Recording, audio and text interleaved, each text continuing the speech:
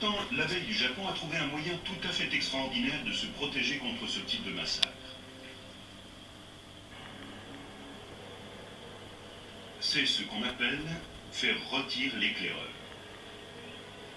Elle commence par laisser le frelon entrer dans leur nid.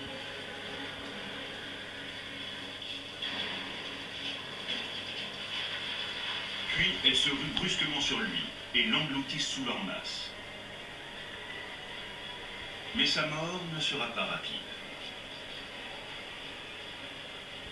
Les abeilles commencent par élever leur température corporelle en faisant vibrer leurs muscles alaires. La limite de tolérance d'un frelon est de 46,11 degrés.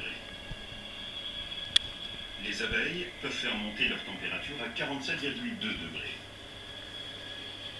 Ainsi, l'éclaireur ne révélera jamais l'emplacement secret de leur ruche.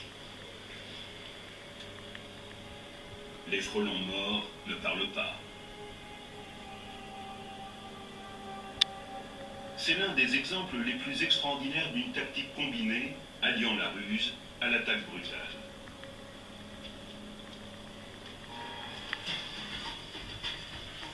J'ai parcouru la terre entière à la recherche de la bestiole la plus terrifiante qu'ait pu créer Mère Nature.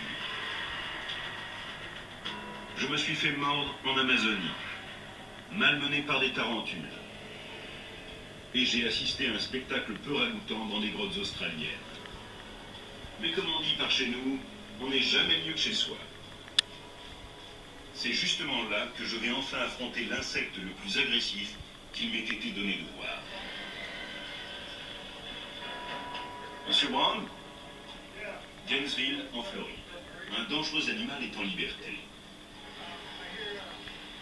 Et dans cette banlieue paisible, il y a des chances qu'il ait élu domicile juste au bout de là.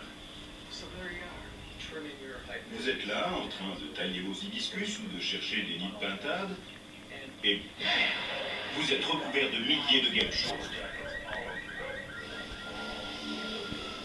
Les guêpes jaunes font partie des insectes les plus agressifs du monde.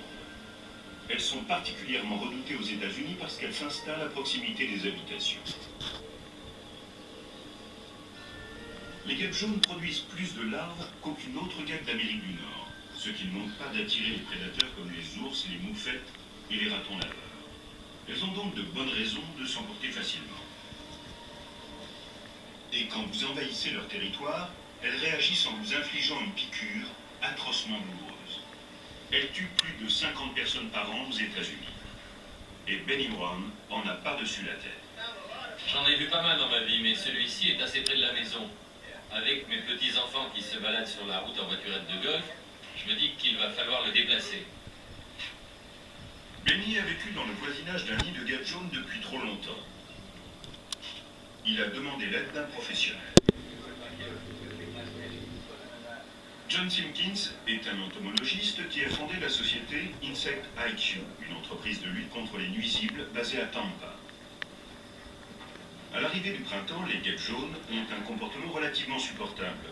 Elles ne pensent qu'à dévorer d'autres insectes dans le but de fabriquer une purée de protéines pour leurs larves. Mais à la fin de l'été, quand leurs larves arrivent en fin de développement, elles deviennent plus protectrices, donc plus agressives. Elles piquent tout ce qui passe à leur portée. Je dois voir ça par moi-même. J'espère juste que j'ai revêtu la tenue adéquate. Un trou. Après vous, John. Vous n'êtes pas inquiet? Si? Un peu.